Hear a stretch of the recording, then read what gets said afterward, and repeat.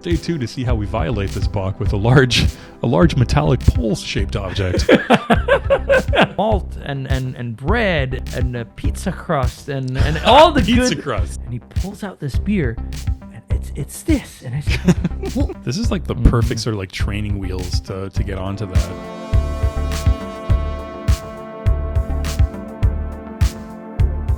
It's really hard work. Being on this beer marathon that we're on is We're quite the hard work. feeling almost like the monks, like during Lent when they can only drink beer. We've pretty much been on a beer diet for most of this visit.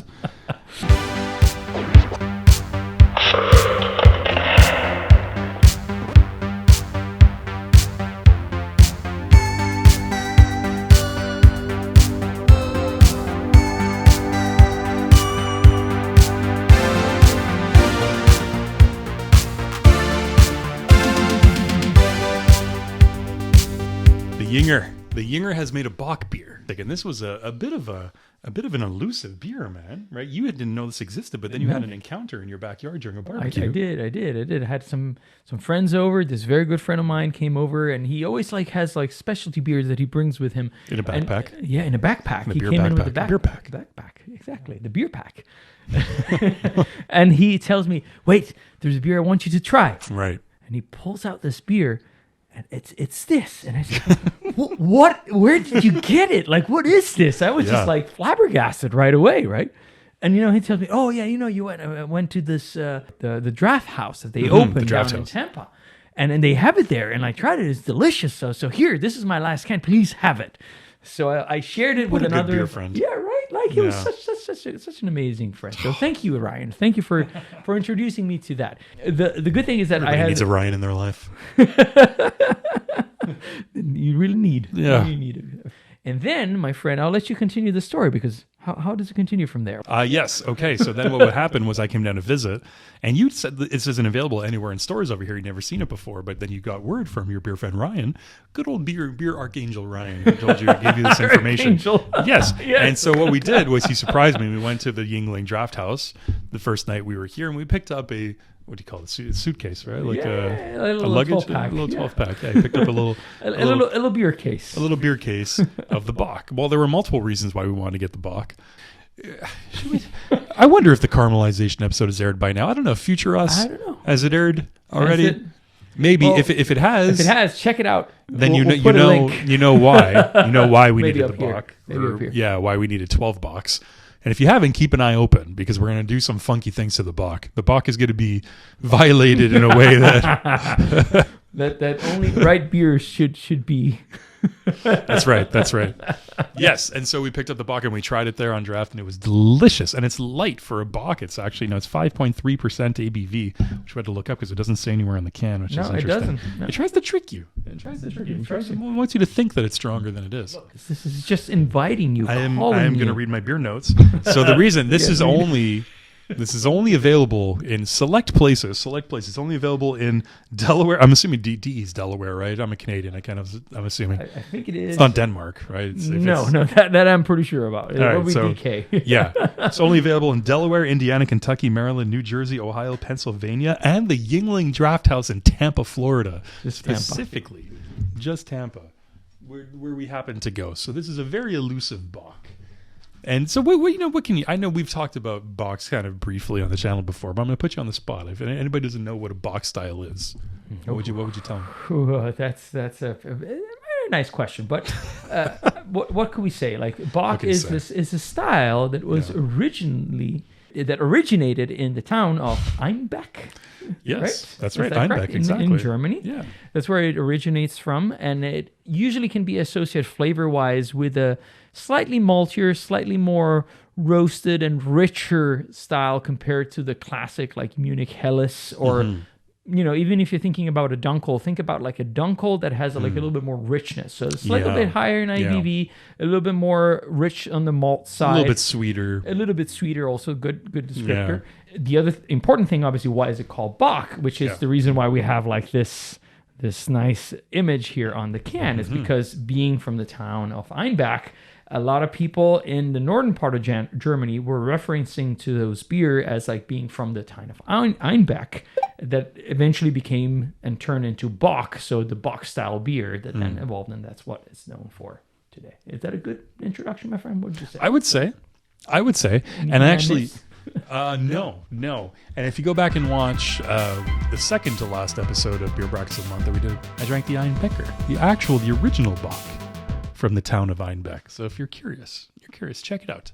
It's a fantastic beer. All right, man. We've got one lonely beer to split this occasion. Hey, it's fine. So I think, how do we do it? We've never done this before. How do we do this? Who opens it? I think you should open it, my friend, because you're the I'm not going to say no. Here, like you're visiting. So here I'm in a foreign pub. You're in a foreign pub, all yes. Right. So I feel like in this pub. And I'll let you get the first pours. And I must say the hospitality in this pub is fantastic. If anybody's traveling through the Tampa area and you're looking for a place to stay, come to the Beer Brackets Hotel. It is fantastic. All right.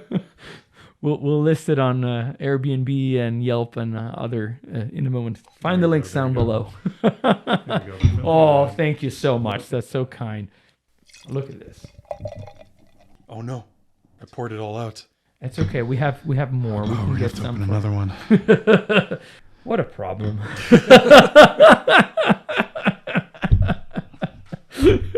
See, we have one night to film episodes here.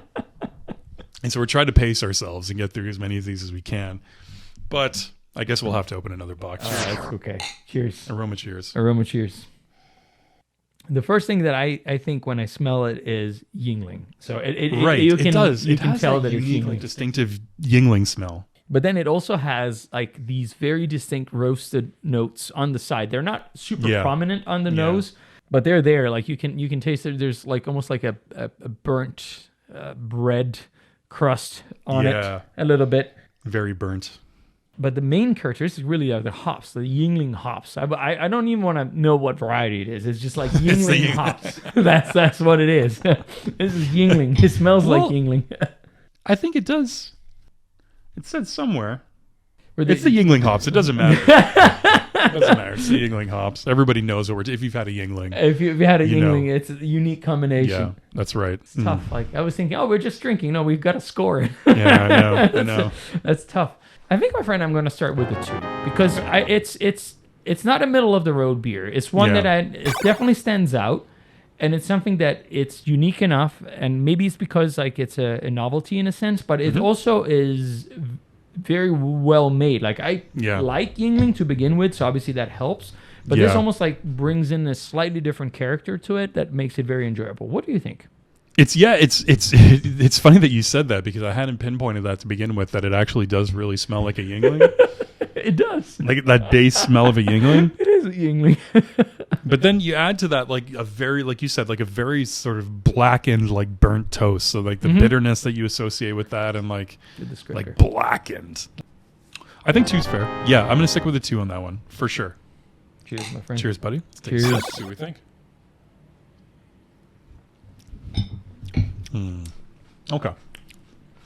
This is where that's where the magic happens, right there. It really is. It really that's is. Where the Yuengling magic comes into play. It lures you in because you take a sip and it's very light, without getting into the mouthfeel, but it just feels like extreme. But then you have this explosion of really flavors that come out of nowhere because there's not much of it. There is a little bit of a hint on the nose, but when you take a sip, really you have this deep roasted, very rich and complex character of malt and bread and pizza crust and all the all the good things that are like burnt in and involve bread, like and toast and all of those like all together, but in a very nice and well composed symphony. So yes, I think I'm gonna go as high as a 3, my friend. What? I think I'm gonna as high. You're going for 3? I'm gonna go with the 3 for how unassuming it is on the nose, and you take a sip. Yeah, it really is a wow factor to me. Yeah, so that's why it's getting a 3. It definitely has that wow factor, and as for a Bock, it's low ABV, like we mentioned for a Bock. Yep. It's very palatable and drinkable. Like it's a sessionable Bock. It is. Which really is impressive. good on Yuengling, because I've never had this sessionable of a Bock before that still Yeah. has character like this, and it's done like a good kind of character. There's nothing out of place on the taste. There's no kind of like off flavors that are kind of like, oh, what's that little lingering thing in the background there Sneaky that's there. like sneaking in. Yeah. Like you said, every kind of like burnt bread characteristic you could possibly think of. Little bit of hops in there too that come through. Oh, just deep, dark flavors. A little bit of malty sweetness. Just enough to not make it bitter from those burnt characteristics. It just perfectly balances itself. We did go to the Yuengling Drafthaus last night and sampled a couple of their beers. And I would easily say that this is my favorite Yuengling beer. To me, in my opinion, this is the best beer that they make. So if you can find this, oh my God, I would definitely go with a 3 on 3 on the taste as well. Yeah, Look at that. yeah, man, it's up there. It is up there. Okay, so what are we doing for the Mouthfeel here? Are we cracking another one? Or are we? Yeah, we got to do it, man. We can't. If we have it, it would be blasphemy not to. So beer intermission, beer bracket intermission. I'll do it. Intermission. We'll play the intermission song.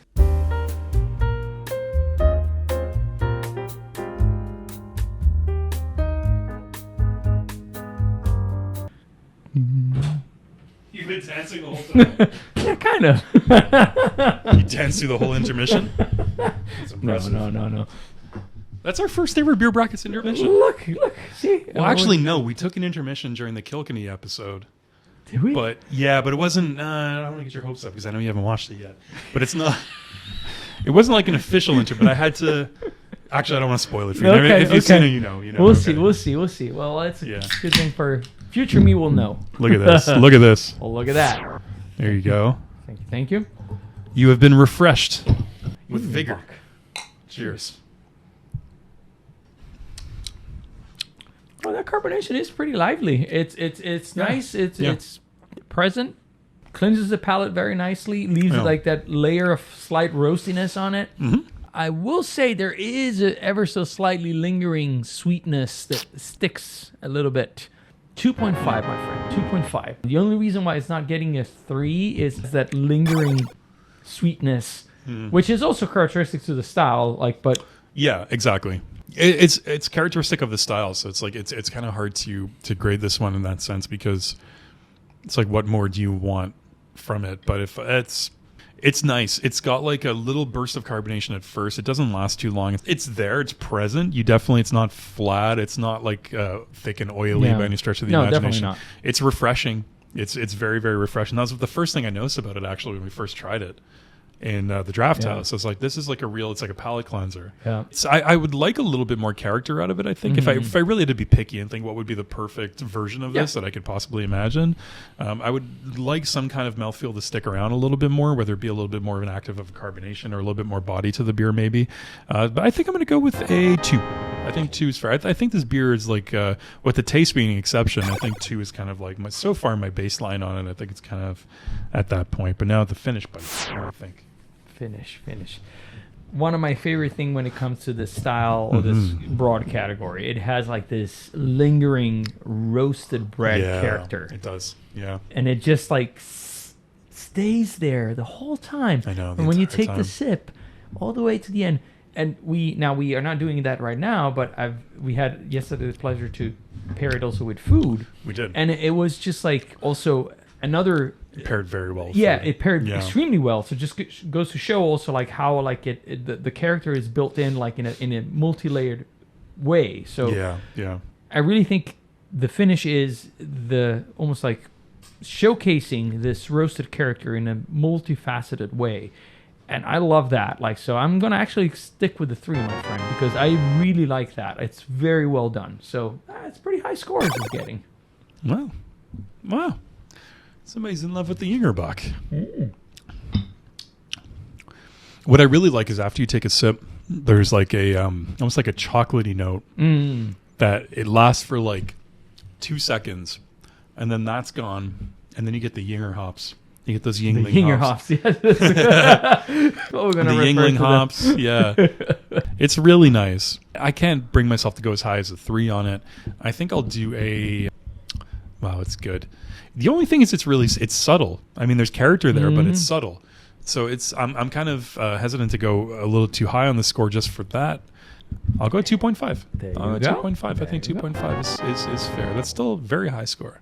Very high score. Now, as an overall beer experience, my friend, from beginning to end, for the Yuengling Bock. I think, my friend, like the fair score for this is a 2.5. This is the third time for me trying it. We had it, together last night, and then I had it like a few weeks back, like because of the Archangel Ryan that brought it in his beer backpack. He did. But in I will his say, angel wing. yeah, the Yuengling wings. The Yuengling wings. Yeah. He took flight. Exactly. I really find that it's an extremely drinkable version of this style, presented in a way that it's almost unassuming when you first take the first sip, and it just like really surprises you. It's very sessionable, like you said. It allows you to have like a couple of them without getting too fatigued over it. Absolutely. Which is something that a lot of times I've experienced with Bocks. Like you will have one and you're kind of like, okay, I'm fine for now. Like I'll have maybe something different because it fatigues your palate. Yeah. This one here doesn't. Yeah, this would actually be the perfect introduction if you know somebody who wants to experiment with darker, more flavorful beers. This is like the perfect sort of like training wheels to get onto that. And I could see how maybe some people, if you're a little bit more of like a beer pure, I don't know what you would call it, a beer connoisseur, is a beer snob, let's say. If you're a little bit more of a beer snob, more of a gatekeeper, if you're more leaning into exactly right, exactly. If you're more of a gatekeeper, I could see how you might thumb your nose down at this one for having not so much extreme character to it. You know what I mean? Like, but I think you agree based on your scores. I appreciate that about it. Yeah. I always appreciate a beer that's able to make something drinkable while still offering interesting character, which this does. So 2.5 is an overall experience for sure, man. Yeah. How are we going to calculate our scores? We can. I got the handy app here to calculate. Oh, look at that. 4.33. Outstanding. Just for the slightest bit. Because I went 2, 3, 2.5, 3, 2.5. That went... So for me, it comes out to a 4 out of 5 overall score, which is an excellent beer in our beer rating system. For Monsieur Alessandro ici, that comes out to a 4.33 on 5, which is one scale up. It is an outstanding beer in our beer rating system. That you could start a TikTok account where you do that. Just can ASMR and whispering into them. How are you feeling today? It's the Bock speaking. Bock speaking, yeah. Everybody listening down below, have you tried the Yuengling Bock, or do you live in one of those very few exclusive states where the Bock is available? Can you get your hands on it? And if you haven't seen it yet, stay tuned to see how we violate this Bock with a large metallic pole-shaped object and transform it into something even more delicious. Do you not know how that's possible? Take a look right here at the suggested videos. Yeah, we'll link it somehow. Yeah, unless that's in the future because we haven't posted it yet. Well, then stick around. I'll retroactively come back and we'll find a way. Cheers, everybody. Cheers. And no matter what, don't forget to close your beer brackets. Oh, and you see that little beer bell down there? Click on that thing. Because if you don't, they're not going to tell you. They're not going to tell you when we're in it. I'll show you. It looks like this. Yeah, it's like right below. It's right there. It's like below the Bock. It's like down. Just down here. You just click it, and it does this every time we're in the pub. Yeah, it'll let you know. It'll send you a notification. Be like, come have a beer with Joe and Alessandro in the pub. Join them. Cheers, everybody. See you next time.